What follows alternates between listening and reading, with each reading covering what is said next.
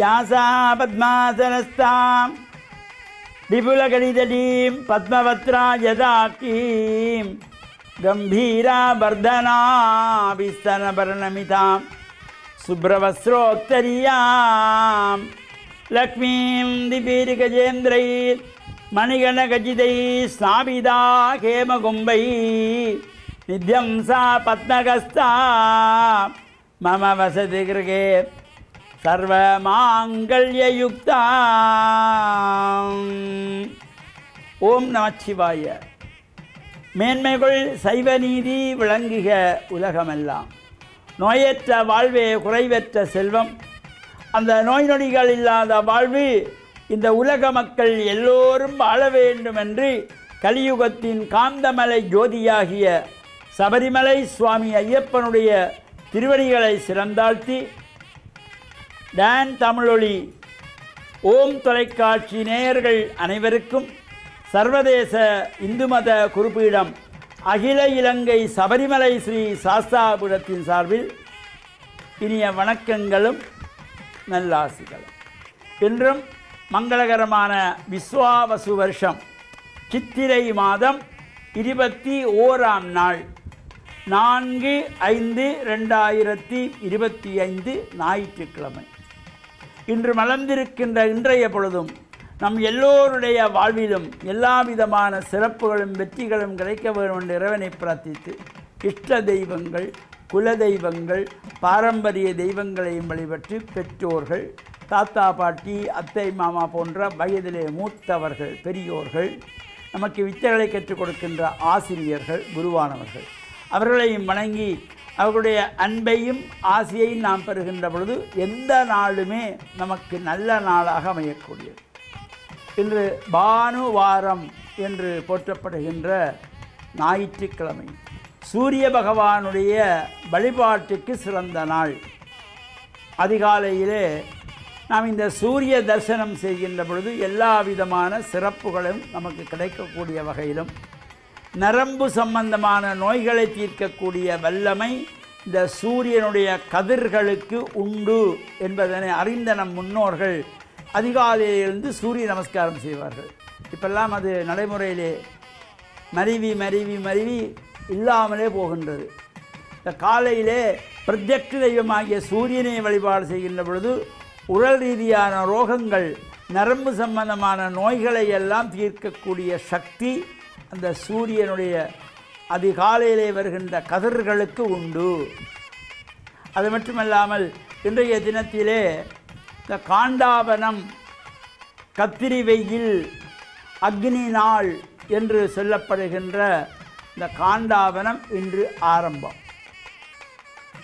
பொதுவாக இந்த கத்திரி வெயில், காண்டாபனம், அக்னி நாள் என்கின்ற பொழுது இது இந்த ஒவ்வொரு ஆண்டும் புது வருஷம் மலர்ந்து வருகின்ற இந்த சித்திரை மாதத்திலே பிற்பகுதியிலே இந்த காண்டாபனம் என்கின்றதாகிய கத்திரி வெயில் அதிகமான சூரியனுடைய வெப்பம் தாங்க முடியாமல் இருக்கின்ற காலம் இந்த அக்னி நாள் என்று போற்றப்படுவது. அவ்வாறான இந்த காலத்திலே இது கிட்டத்தட்ட 21 நாட்களை தாண்டி இருக்கக்கூடியது. இந்த கத்திரி வெயில், காண்டாபனம், அக்னி நாள் என்கின்ற பொழுது ஒவ்வொருவருடைய சம்பிரதாயங்கள், இந்த திருமணங்களை கூட செய்ய மாட்டார்கள். ஒரு சில திருமணங்களை நடத்துவார்கள். ஆனால் கிரகப்பிரவேசம் செய்யக்கூடாது. புது வீடு கட்டி குடிபூரல் இந்த காண்டாபன காலத்திலே செய்யக்கூடாது. புது வீடு அத்திவாரம் போடக்கூடாது. ஆலயங்களிலே கும்பாபிஷேகம் செய்யக்கூடாது. நாங்கள் புதிதாக ஒரு காணியை வாங்கி அத்திவாரம் தோண்டக்கூடாது. வளவிலே உள்ள தோட்டங்களிலே உள்ள மரங்கள், செடிகள், கொடிகளை வெட்டக்கூடாது. இந்த அக்னி காலத்தில், அக்னி நாளிலே இவையெல்லாம் தவிர்த்து கொள்ள வேண்டும். இதெல்லாம் நம் முன்னோர்கள் கண்டு அனுபவித்து நமக்கு விட்டு சென்றார்கள். ஒரு சமயம் இந்த அக்னி தேவனுக்கு தாங்க முடியாத பசி எடுத்ததாம். இந்த தேவர்களுக்குள்ளே இந்த அக்னி தேவனுக்கு அதிசயமான நாக்கு கொண்டவர். 7 நாக்குகள் இந்த அக்னி தேவனுக்கு. அந்த 7 நாக்குகளுக்கு 7 பெயர்கள். கிரண்யா, கனகா, ரக்தா, கிருஷ்ணா, சுப்ரபா, அதிரக்தா, பகுரூபா என்று. இது அக்னி தேவனுக்கு அதிகமான பசி எடுத்ததினாலே என்ன செய்வதென்று தெரியாது காடுகளை நாடி செல்லுகின்ற பொழுது அங்கே இந்திரனும் மகாவிஷ்ணுவும் அக்னிதேவனை பார்க்கிறார்கள். எனக்கு பசி அதிகமாக இருக்கிறது என்று அக்னிதேவன் சொல்லுகிறான். சரி, நான் உன்னுடைய பசியை போக்குறேன் என்று விஷ்ணு சொல்லி, இந்த காண்டாவனத்தை நீ உணவாக எடுத்துக்கொள். அதனால தான் இந்த மரம் செடி கொடிகளை வெட்டக்கூடாத காலம், இந்த கத்திரி வெயில், காண்டாவனம், அக்னி நாள் என்று போற்றப்படுகின்ற சிறப்பான நாள். இந்த காலத்திலே நாம் நீர் மோர் தானம் கொடுக்கலாம், தண்ணீர் பந்தல் வைத்து தானங்கள் கொடுக்கலாம். இவ்வாறு தண்ணீர் அருந்துவதற்கு எது எல்லாம் நமக்கு இயல்பாக வருகிறதோ, எது நமக்கு முடிகின்றதோ, ஒரு 10 பேருக்கு மோர் தானம் கொடுக்கலாம். இந்த வெயில் காலத்திலே தண்ணீர் பந்தல் அமைத்து தண்ணீர் தானம் கொடுக்கலாம். இவற்றையெல்லாம் செய்கின்ற பொழுதிலும் சிறப்பு கிடைக்கின்ற வகையிலே இந்த அக்னி நாள் காலத்திலே, கத்திரி வெயில், காண்டாவனம் என்கின்ற காலத்திலே இவ்வாறான சுபகாரியங்கள் பலவற்றை தவிர்த்து கொள்ளுவார்கள், தவிர்த்து கொள்ள வேண்டும் என்ற நல்ல சிந்தனையோடு இறையருளும் குருவருள் நமக்கெல்லாம் கிடைக்க வேண்டும் என்று பிரார்த்தித்து, டான் தமிழொலி ஓம் தொலைக்காட்சி நேயர்கள் அனைவருக்கும் சர்வதேச இந்து மத குருபலத்தின் சார்பில் நல்ல ஆசிகளை கூறிக்கொள்வதில் மன மகிழ்வு கொள்கிறோம். சர்வே ஜனாஹாம் சிக்கினோ பவந்து, சமஸ்தசன் மங்களானி சந்து. சுபம்.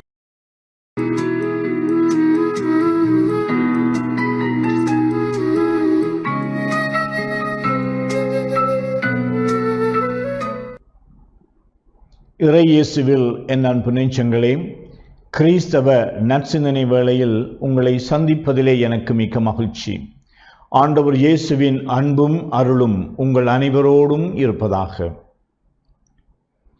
அண்மை காலத்திலே நான் பல தடவைகளில் அவதானித்திருக்கின்றேன். ஒரு இல்லத்திலே ஒருவருடைய இறப்பு நிகழ்வு இடம்பெற்றால், அல்லது இன்னுமொருவருடைய இல்லத்திலே ஒரு மகிழ்ச்சியான திருமண அல்லது வெவ்வேறு வைபவங்கள் இடம்பெற்றால், அல்லது பங்கு தளங்களிலே இந்நாட்களில் மருதமடு அன்னையினுடைய ஊர்வலம் ஒவ்வொரு பங்கு தளங்களையும் சந்திக்கின்ற பொழுது, இளையவர்கள் குறிப்பாக ஒன்று கூடி ஒருவர் மற்றவருக்கு துணை செய்கின்றவரைப் போல அர்ப்பண உணர்வோடும் ஒத்துழைப்போடும் மகிழ்ச்சியோடும் பொது வேலைகளிலே அவர்கள் ஈடுபடுவதை பார்த்து எனக்கு ஒரு திருப்தி உணர்வு வருகின்றது.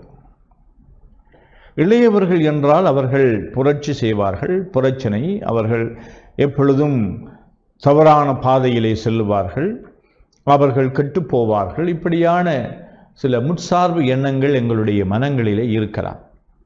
ஆனால் அவர்களை அணுகுகின்ற பொழுது அவர்கள் தங்களுக்குள்ளே ஒரு உண்மைத்தன்மையான நட்பை ஏற்படுத்தி ஒருவர் மற்றவருக்கு உதவி செய்கின்ற ஒரு மனப்பான்மையை நாங்கள் பார்க்கின்றோம். இவ்வாறு இளையவர்கள் ஒன்று கூடுகின்றார்கள். நல்ல விடயங்களை செய்வதற்கும் அவர்கள் ஒன்று கூடுகின்றார்கள். ஒருவருடைய தேவை இருக்கின்ற பொழுது, இந்த குடும்பத்திலே ஒரு தேவை இருக்கின்ற பொழுது, அவருடைய நண்பர்கள் என்று இந்த இளையவர்கள் ஒன்று கூடி அந்த தேவையிலே அவர்கள் துணை நிற்பதற்காக தங்களுடைய பங்களிப்பை செய்கின்றார்கள். இரவு பகல் பாராமல் செய்கின்றார்கள். வெயில் மழையென்று பாராமல் செய்கின்றார்கள். பொறுப்போடு செய்கின்றார்கள். அவர்கள் செய்வதிலே மிகவும் வெற்றி காணுகின்றார்கள். அந்த செயற்பாட்டை அவர்கள் மிக திறமையாக செய்ய வேண்டும் என்ற அந்த உந்துதலிலும் அவர்கள் செய்கின்றார்கள். இப்படிப்பட்ட சூழலிலே நாங்கள் இறைவனுக்கு நன்றி கூறுவோம். இளமை என்பது ஒரு காட்டு ஆறு போன்றது, சக்தி வாய்ந்தது, வளமை மிக்கது. அதை சரியான முறையிலே நாங்கள் அந்த இளமையை வழி நடத்துகின்ற பொழுது இந்த ஆற்று தண்ணீரை நாங்கள் சரியான முறையிலே அவற்றை வழிநடத்துகின்ற பொழுது அவை நிச்சயமாக பயனுள்ள விதமாக இந்த பூமியை நனைத்து செடிகளுக்கு உரமாகவும் இந்த உயிரினங்களுக்கு அது தாகத்தை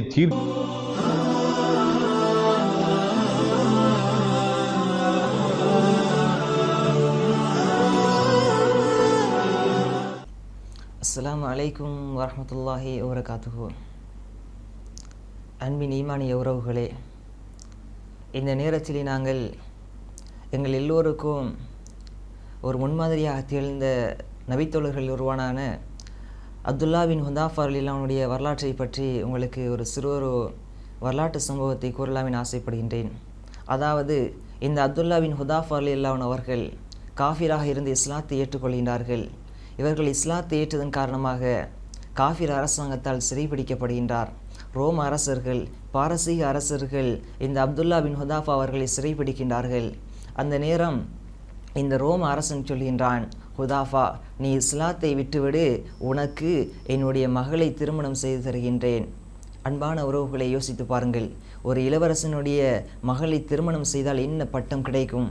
ஆனால் இந்த அப்துல்லா பின் ஹுதாஃபா ரலியல்லாஹு அவர்கள் முடியாது என்று சொல்லிவிடுகின்றார்.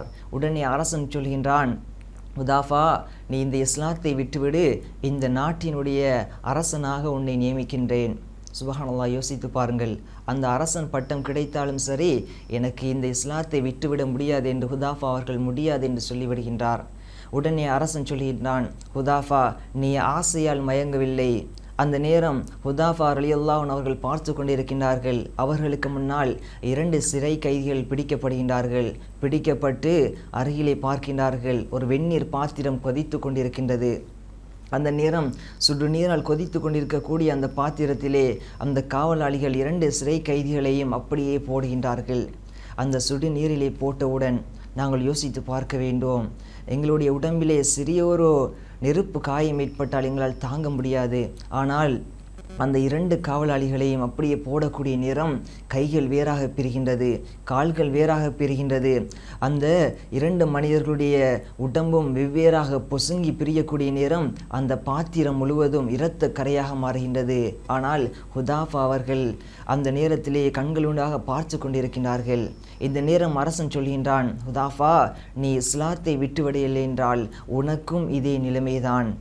ஹுதாஃபா அவர்கள் சொன்னார்கள், அரசனே, என்னுடைய உயிரை வேண்டுமானால் நீ கைப்பற்றலாம், ஆனால் என்னுடைய ஈமானை நீ எதுவும் செய்ய முடியாது. உன்னுடைய மரணத்திற்கு என்னுடைய ஈமான் அஞ்சாது என்று சொன்னவுடன் ஹுதாஃபா அவர்களை பார்த்து அரசன் சொல்கின்றான், ஹுதாஃபா, உனக்கு ஒரு நாள் அவகாசம்